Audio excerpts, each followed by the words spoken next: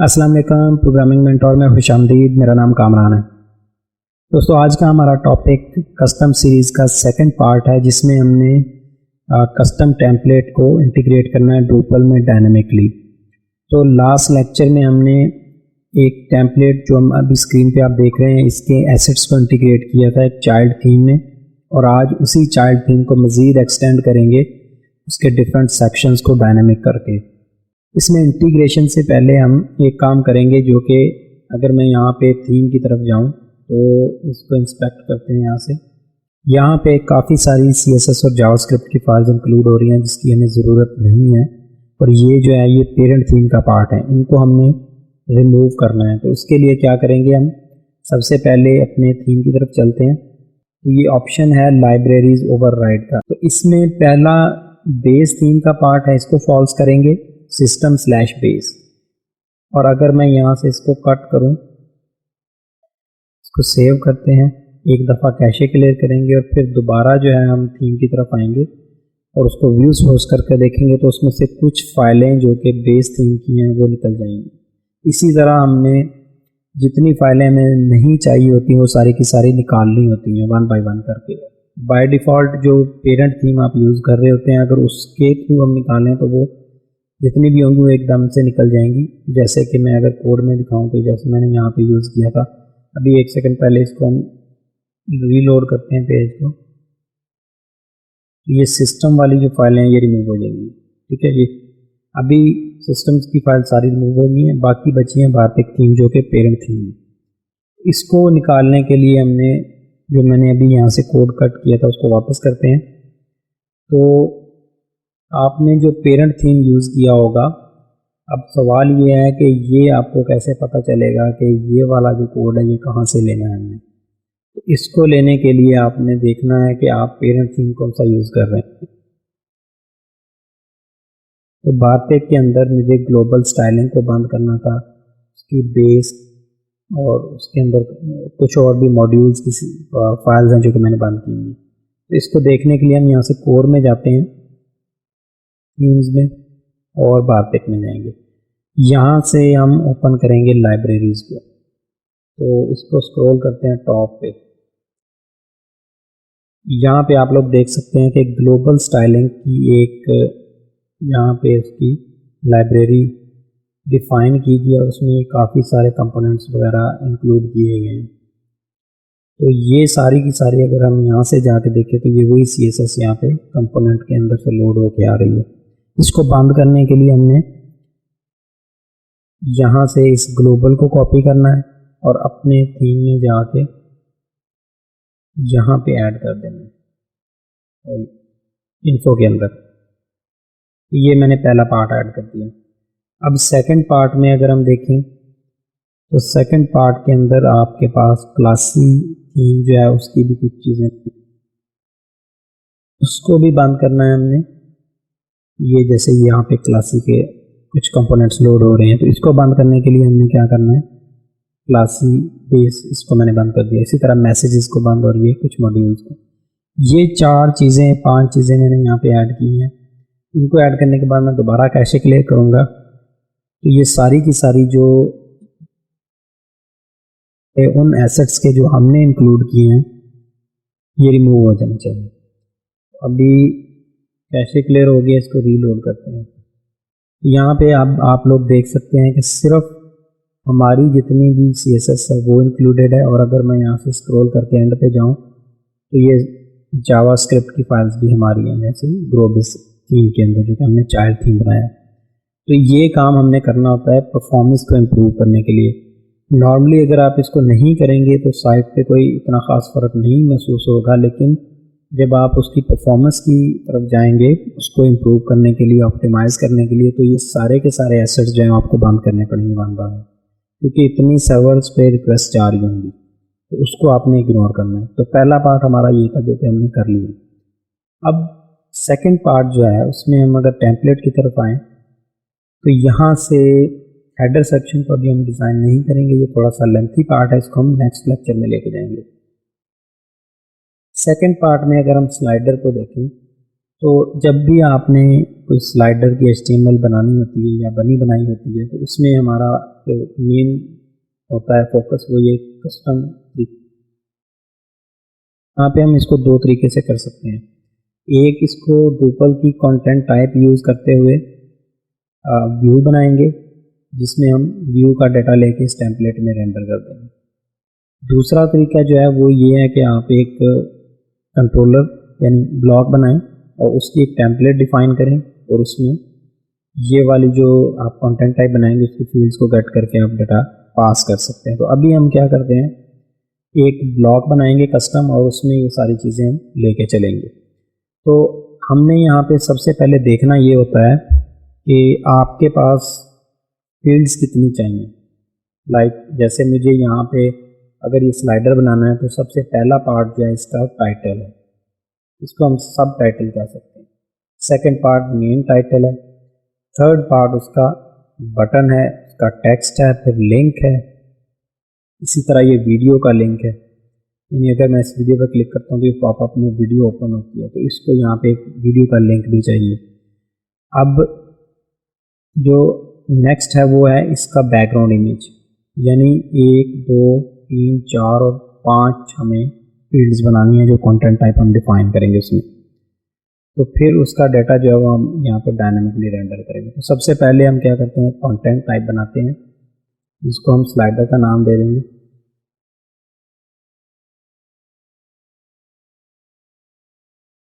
यहाँ से हम क्या करते हैं, स्लाइडर।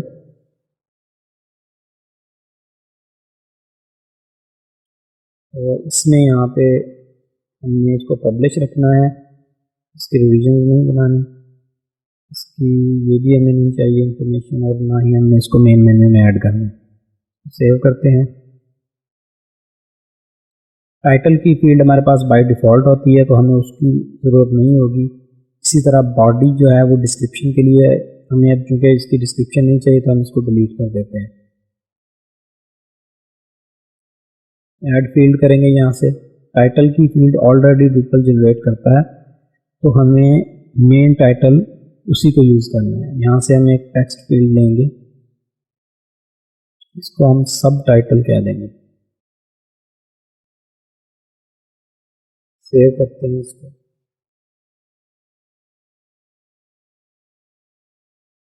रिक्वायर्ड रखेंगे ताकि कोई फील्ड मिस ना हो और हमारा स्ट्रक्चर खराब ना हो।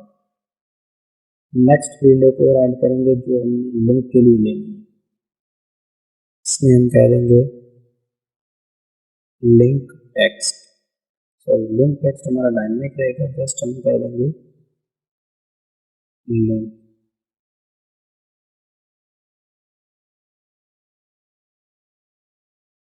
इसको भी हम रिक्वायर्ड रखेंगे। इसी तरह हमारे पास जो है वो यूट्यूब लिंक का भी एक ऑप्शन है, तो इसमें हम यहाँ से यूट्यूब लिंक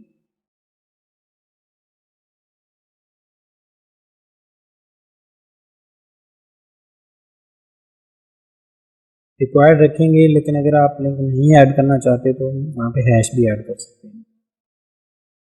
नेक्स्ट हमारे पास आ जाएगा इमेज। इमेज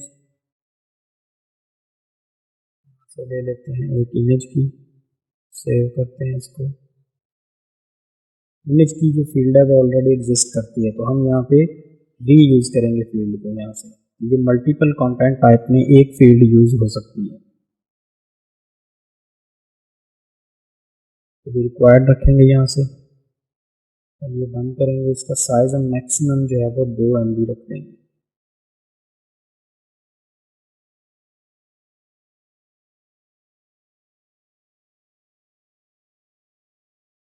स्ट्रक्चर हमारा बन गया।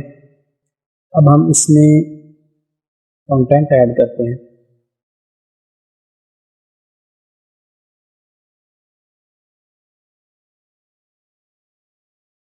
अंदर में जाएंगे और यहाँ से हम इसका टाइटल रखेंगे जो हमारा टेम्पलेट में टाइटल हमें नजर आ रहा है,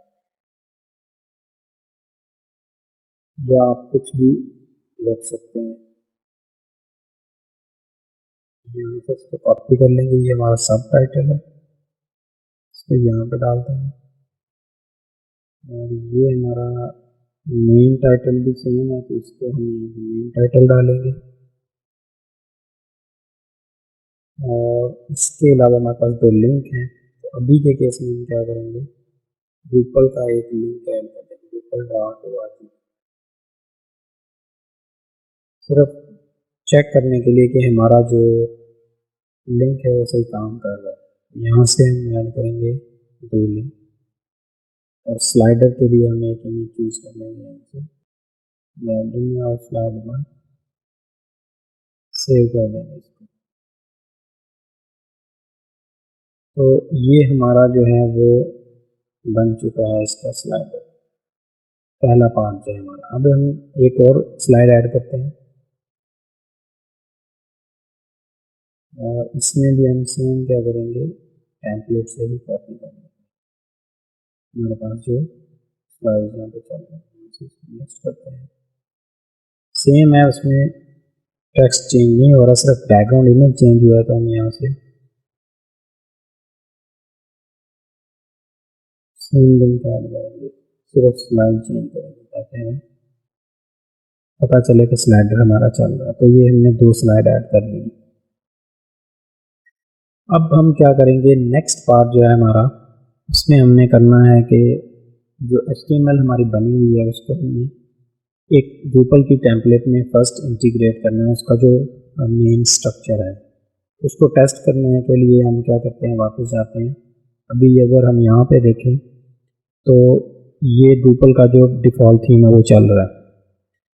हमें अब क्या करना है कि जो हमारी टेम्पलेट है उसको हम यहाँ से उसकी जो HTML है वो कॉपी करेंगे, और एज इट इज़ HTML जो है वो हम इसमें थीम की टेम्पलेट में ऐड करेंगे, सिर्फ टेस्ट करने के लिए कि वो हमारी चीज़ सही चल रही है कि नहीं।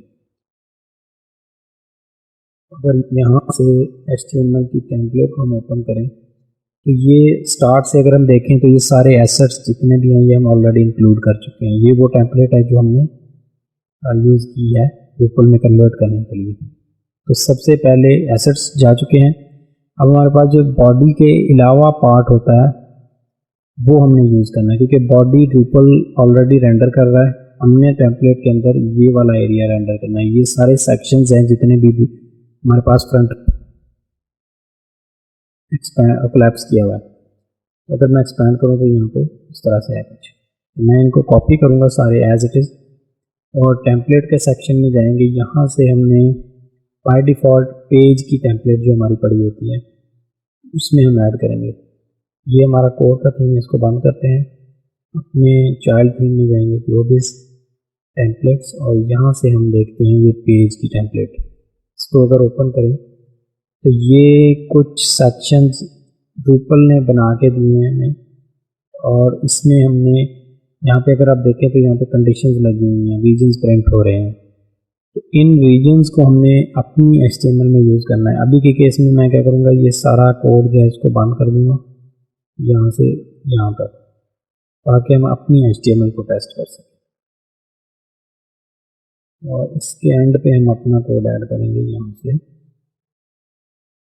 ये यहाँ से इसको ओपन करके देख सकते हैं ये सारी चीज़ें। इसको मैं से अभी दोबारा से कोलैप्स कर दूँगा ताकि जगह जगह ना लगे। ये सारे सेक्शन बन गए। अब हम क्या करेंगे, सिर्फ कैशे क्लियर करेंगे और दोबारा देखते हैं कि हमारी जो HTML है वो रेंडर हुई है कि नहीं। HTML as it is render होनी चाहिए, जैसे कि ये रेंडर हो रही है। ये HTML की टेम्पलेट है, इसकी HTML को कॉपी करके हमने अपनी थीम में लगाया है। कैशे क्लियर करते हैं यहाँ से,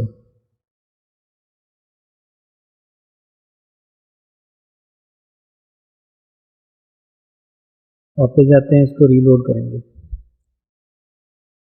तो आप लोग देख सकते हैं Drupal का URL है और उसमें हमारे पास complete HTML as it is render हो गई है।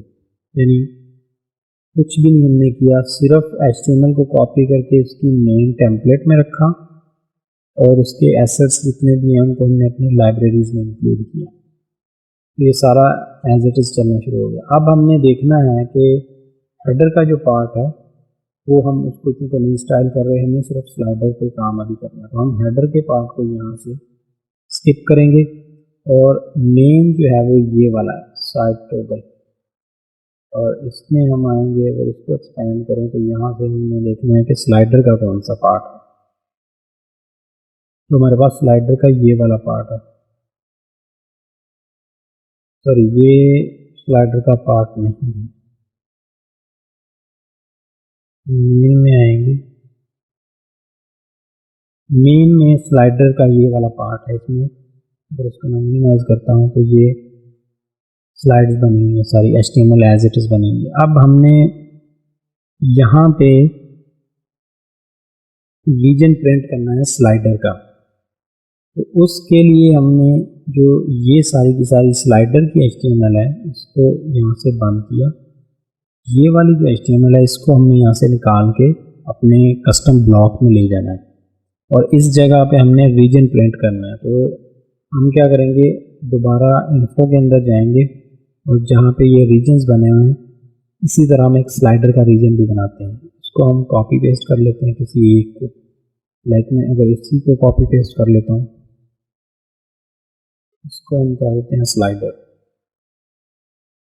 और यहाँ से इसका लेबल डिफाइन करते हैं,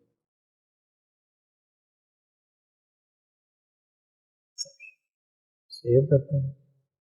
एक दफ़ा कैशे क्लियर करने से पहले इसको ले जाएंगे हम अपने टेम्पलेट में, और ऊपर से जो हमारा ऑलरेडी चल रहा है किसी एक reason, for example page dot content है, इसी को उठा लेते हैं। इसको हम ले आएंगे अपने स्लाइडर वाले सेक्शन की जगह पे।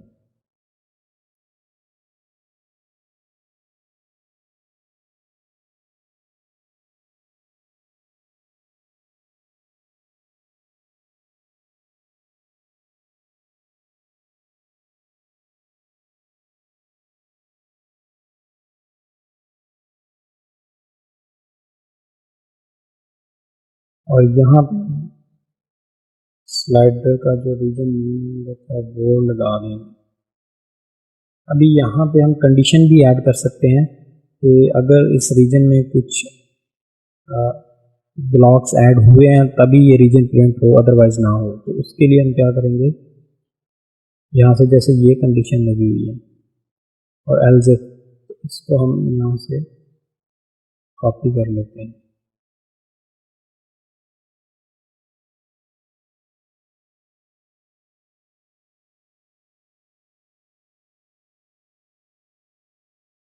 हम कहेंगे कि इफ पेज डॉट स्लाइडर, यहाँ से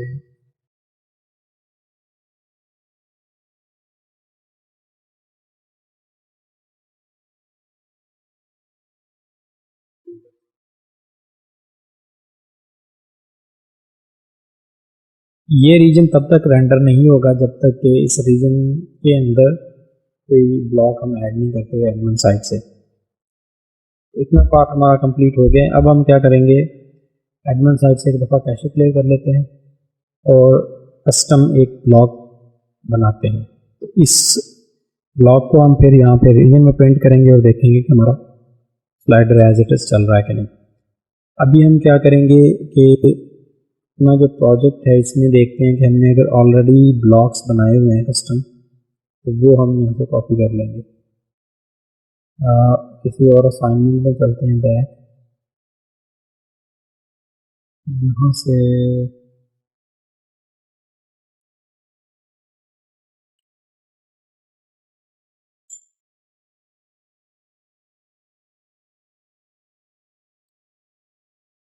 असाइनमेंट एक, पहली जो असाइनमेंट है उसमें एक ब्लॉक है वो मैं कॉपी करके इधर रखता हूँ मॉड्यूल्स में, और यहाँ पे इसको प्लेस कर देंगे। यहाँ से हम जाते हैं प्रोजेक्ट में, और ये मैंने एक मॉड्यूल रखा है यहाँ पे जो कि हमने असाइनमेंट 1 में जिसमें हमने कस्टम ब्लॉक बनाया था उसी को हम यूज़ करेंगे।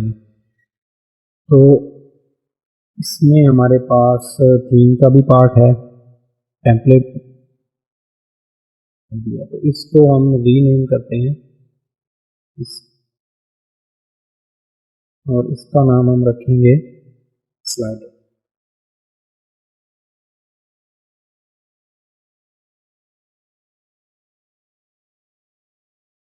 इसी तरह इस टेम्पलेट को भी रीनेम कर लेते हैं।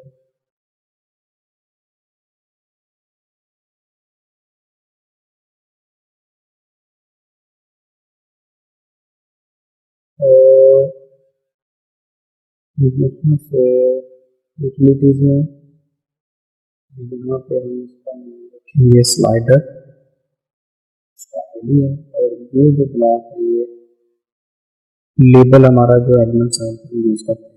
इसी तरह इसको भी चेंज करते हैं, और यहाँ पे जो हमारा क्लास नेम ऑलरेडी है, तो टेम्पलेट हमारी भी स्लाइडर है।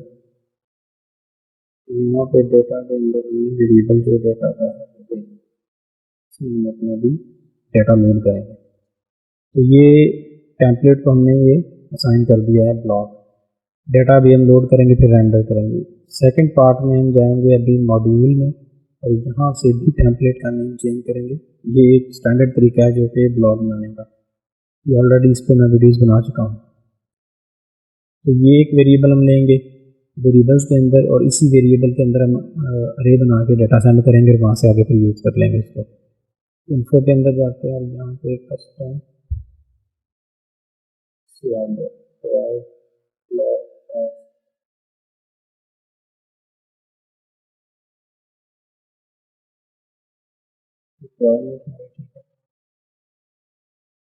ठीक है, ये हमारी सारी रिक्वायरमेंट्स पूरी हो चुकी हैं। अब हम क्या करेंगे, इसको इंस्टॉल करते हैं इस मॉड्यूल को।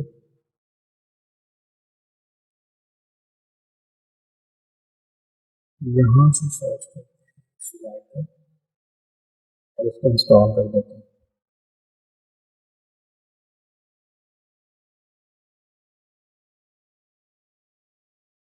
मॉड्यूल इंस्टॉल हो गए।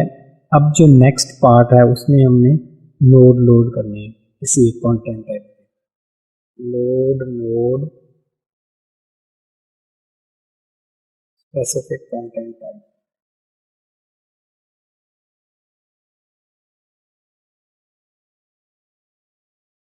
तो यहाँ से हम ये एक लिंक ओपन कर लेंगे, और ये कोड हमारे पास ऑलरेडी आ चुका है। यही कोड हम यहाँ से यूज़ करेंगे अपना इस टेम्पलेट के लिए। तो मिनिमाइज करते हैं, इसको रन कर देंगे, यहाँ से जाएंगे। तो डेटा की अरे हमने ऑलरेडी बना ली है, इसमें हम यहाँ पे कंटेंट टाइप का नेम रखेंगे स्लाइडर है हमारे कंटेंट टाइप। तो ये सबसे पहले जो एंटिटी क्यूरी है, चूँकि कंटेंट टाइप जो है ये एक एंटिटी है ड्रूपल की, तो हम एंटिटी क्यूरी को यूज़ कर रहे हैं यहाँ पे लोड का डाटा लोड करने के लिए। डिफरेंट एंटिटीज़ हैं, जैसे यूज़र्स हैं, ब्लॉक्स हैं, कंटेंट टाइप्स हैं, टेक्सोनॉमी टर्म्स हैं, ये सारी एंटिटीज़ हैं। किसी एंटिटी को भी आप एंटिटी क्यूरी के थ्रू लोड कर सकते हैं। जब ये क्यूरी एग्जीक्यूट होगी तो ये आईडीज़ हमें रिटर्न करेगी। तो यहाँ पे हम node load multiple function use करेंगे और ये सारे नोड हमें मिल जाएंगे।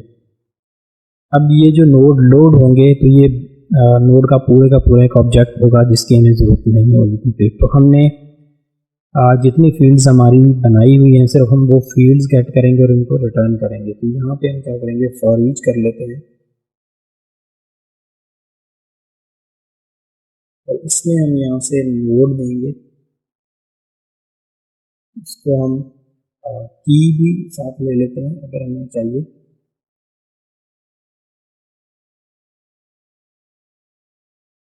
यहाँ से इसको हम नोड करेंगे। की में हमारे पास जो इसका इंडेक्स होगा वो हमें मिल जाएगा लूप का, और इसमें हमारे पास पूरा नोड का ऑब्जेक्ट होगा। तो यहाँ से हम क्या करेंगे, इसको टेस्ट करने के लिए यहाँ से हम क्या करते हैं, डंप करेंगे इसको नोड को देखने के लिए कि हमारे पास डाटा कितना है। यहाँ से एग्जिट करते हैं, अब ये एक नोड है क्योंकि हमने दो बनाए हैं, तो हमारे पास दो नोड होंगे और उसमें से पहला जो आइटरेशन है उसमें पहला नोड आ जाएगा। इसको हम यहाँ से प्रिंट करके देख लेंगे इसमें से कितना डाटा हमने निकालना। तो अभी एक दफ़ा कैशे क्लियर करते हैं।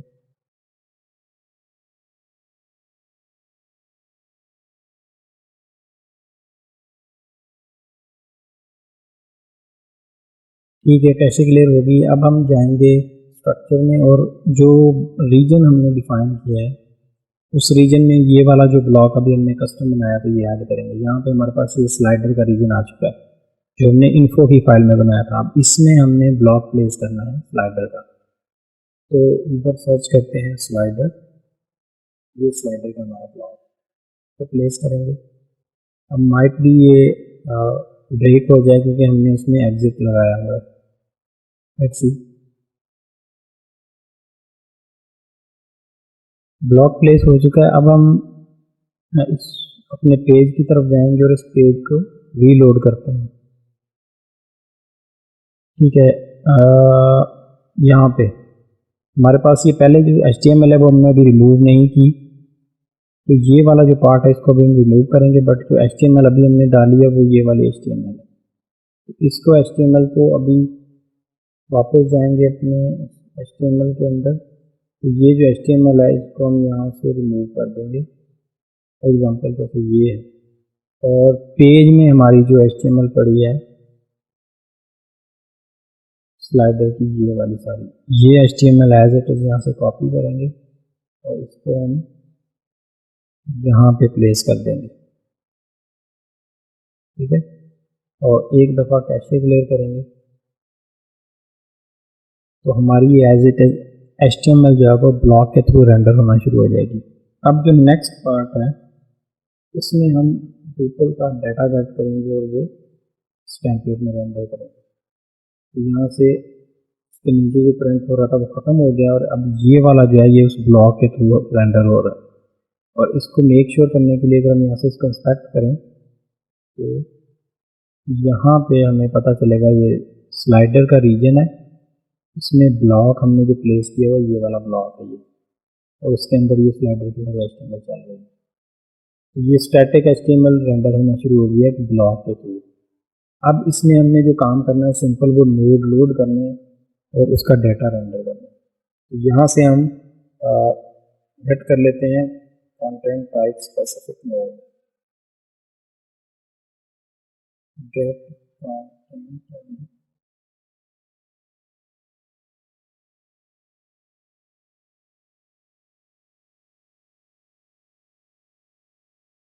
दो तीन लिंक ओपन किए हैं इसमें से, ड्रूपल भी हमने साथ लिखना मेरे ख्याल में ये वाला है।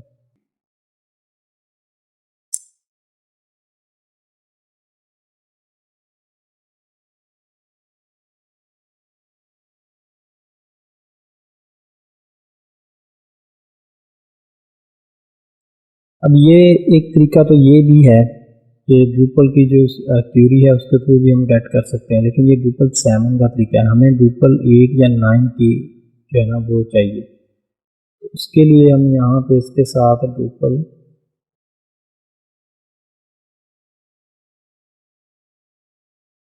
नहीं लिखेंगे,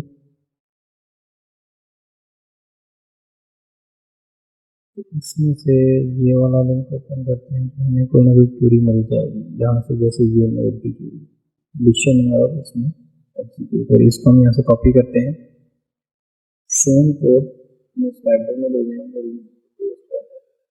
नोड है एंटिटी की टाइप स्टेटस वन नोड, मतलब जो नोड पब्लिश हो चुकी हैं सिर्फ उन्हीं को कट करके लेके आए। तो यहाँ पे कंटेंट टाइप हम देख लेंगे हमारी स्ट्रक्चर से, इसका मशीन नेम जो आपकी कंटेंट टाइप का होता है उसको हम यहाँ पे यूज़ करते हैं। अगर स्लाइडर है इसको एडिट करेंगे यहाँ से, इसका जो ये वाला मशीन नेम है इसको यहाँ से कॉपी करें और इसकी जगह पे ले जाएं।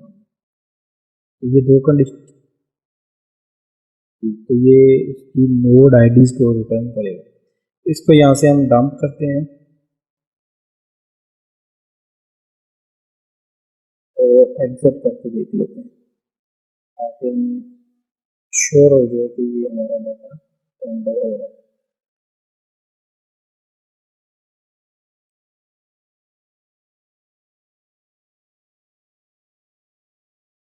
वापस जाते हैं और इसको लोड करते हैं।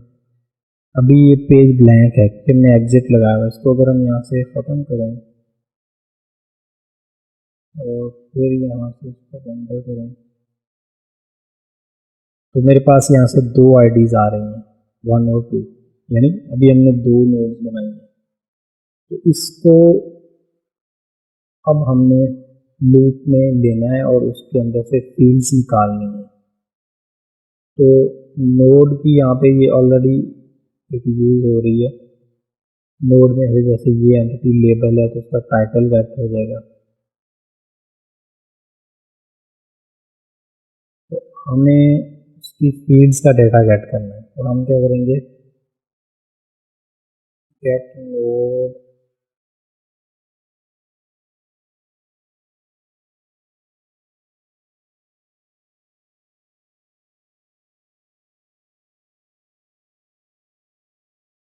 तो ये एक सा लिंक ओपन करेंगे, हमें सिर्फ एक फील्ड चाहिए तो ये हमारी फील्ड है इसकी वैल्यू लेने के लिए। वापस जाते हैं और यहाँ पे पहले इसका नोड लोड मल्टीपल का मेथड जो है ना वो यूज़ करेंगे। तो इधर हम देख रहे थे नोड लोड मल्टीपल, जैसे ये नोड टाइप है नोड लोड मल्टीपल का, ऐसे भी इसको उठा लें से हम इसको मल्टीपल कर लेंगे। ये हमारे पास नोड आ जाएंगे और इसमें से इनको फॉर यूज करते हैं।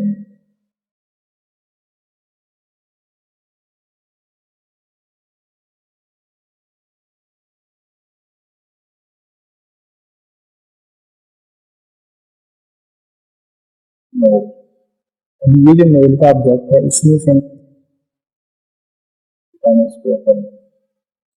तो मैं एक अरे बनाऊंगा यहाँ से और इसमें हम इक्वल लिस्ट करके रखते हैं। यहाँ से जो अरे है इसमें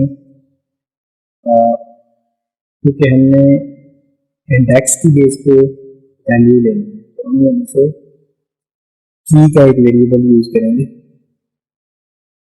ताकि हम उस की को हजारे की उसके आगे हम यहाँ पे कर दें और इसमें हमने यहाँ पे जो नोड की फील्ड की वैल्यू लेने के लिए इसको यूज करेंगे।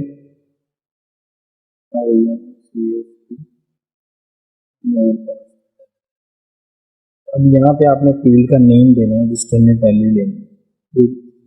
ऑब्जेक्ट में से गेट करेंगे हम टाइटल, जो टाइटल और बॉडी होता है उसके साथ फील्ड का जो प्रीफिक्स है वो नहीं होता क्योंकि वो बाय डिफॉल्ट ट्यूपल रेंडर कर रहा है। तो ये चीज़ है और इसमें सेकंड हमारा जो है वो सब फील्ड अंडरस्कोर सब टाइटल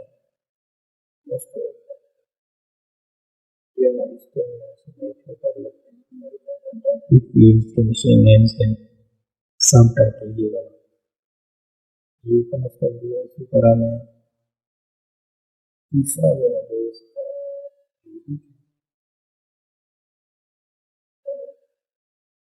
चौथा जो है बी के केस में हम इसको यूज करेंगे तो इसका हम डालेंगे सब टाइटल, डालेंगे लिंक, ये हमारा है यूट्यूब का लिंक।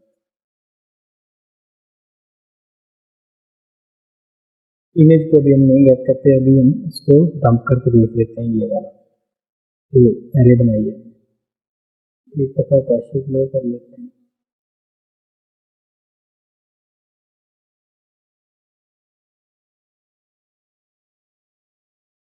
वापस जाते हैं और इसको रीलोड करते हैं।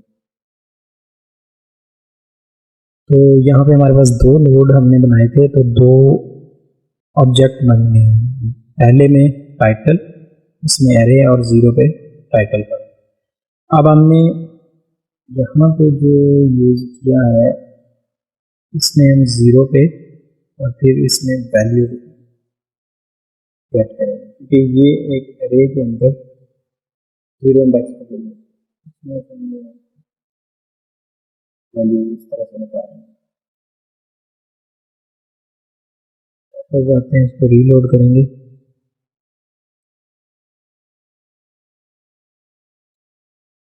भी नहीं हुआ तो कैसे क्लियर करते हैं।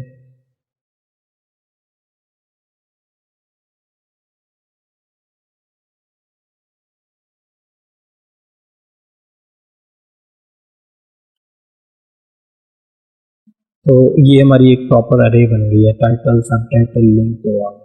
अब जो तीसरा पार्ट है वो हमारा है इमेज को लोड करना। इसमें हमने इमेज का वो किसी और तरीके से गेट होगा, तो इसमें हम करेंगे गेट मोड इमेज फील्ड। ठीक है, यहाँ से दो ओपन कर लेते हैं। इसमें जैसे फाइल क्रिएट यूआरएल नोड, ये क्विक टेम्पलेट के अंदर इस तरह से यूज हमने ये वाला तरीका यूज करना है, या ये वाला अगर आप कोई इमेज का स्टाइल यूज करना चाह रहे हैं तो अभी तरीके से हम ऊपर वाला तरीका यूज करते हैं। यहाँ से आएंगे और इसमें इमेज को कर देते हैं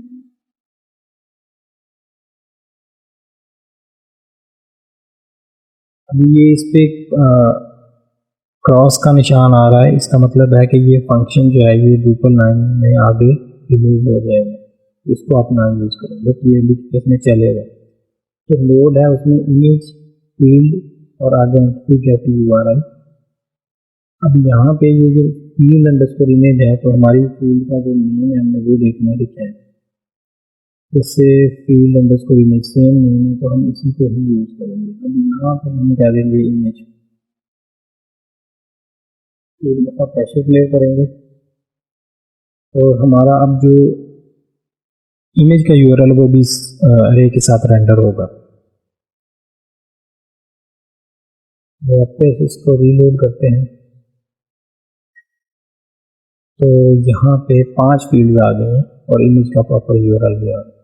अब जो नेक्स्ट पार्ट है वो हमारा है कि हमने इसको अब क्विक टेम्पलेट में रेंडर करना है। हमने अरे बना ली है और जो अरे बनाई है वो हम ऑलरेडी यहाँ से भेज रहे हैं, तो यहाँ से इसको बंद कर देंगे। तो अब हमारा जो काम है वो इस टेम्पलेट में, तो यहाँ से मिनिमाइज करेंगे।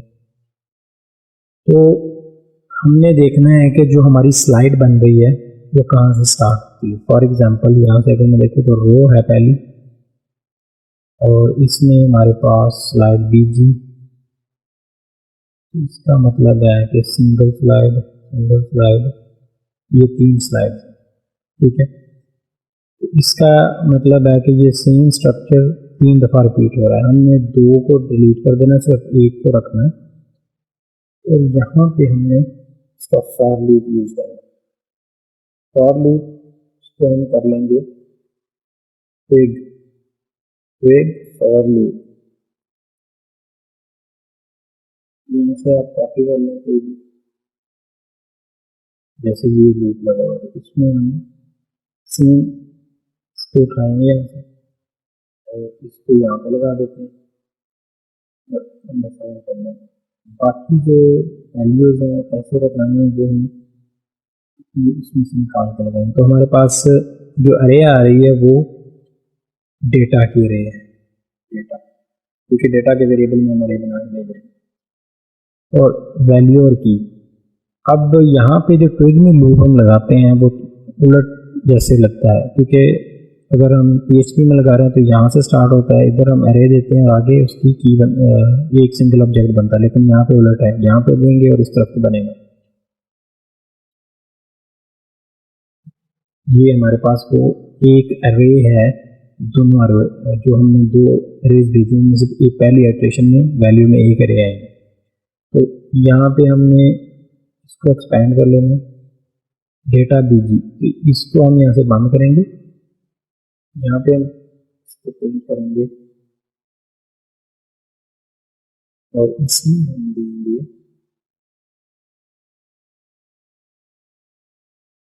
Dot image.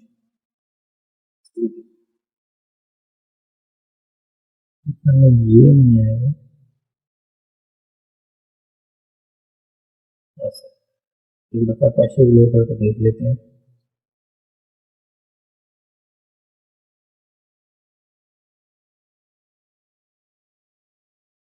तो यहाँ से हमारा इमेज चेंज होना चाहिए, ठीक है, ऐसे ही है। इसका ये इमेज बैकग्राउंड चेंज हो गया, इसका मतलब है हमारा स्लाइडर चलना शुरू हो गया।